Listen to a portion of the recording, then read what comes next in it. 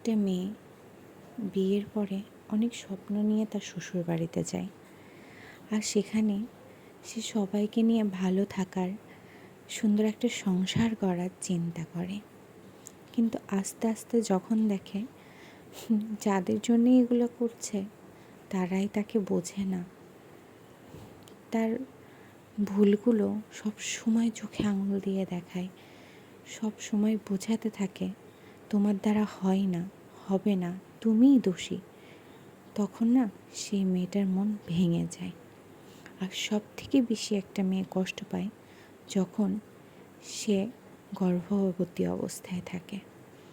একটা মেয়ে যখন মা হতে চলে তখন মেয়েটার শারীরিক, মানসিক সব দিক দিয়ে একটা অন্যরকম বিষণ্ণতা তৈরি হয়। নানা রকমের ভয়, নানা রকমের দুশ্চিন্তা, এক এক সময় মুড সুইং, যা অনেক কষ্ট দেয়। সেই মুহূর্তে তাকে ভালো রাখার দায়িত্ব তার পরিবারের, তার হাজব্যান্ডের। যদি তার হাজব্যান্ড তার পাশে থাকে, তার শক্তি হয়ে তার মনোবল বৃদ্ধি করে, তাহলে সেই মেয়ের আর কিচ্ছু লাগে না।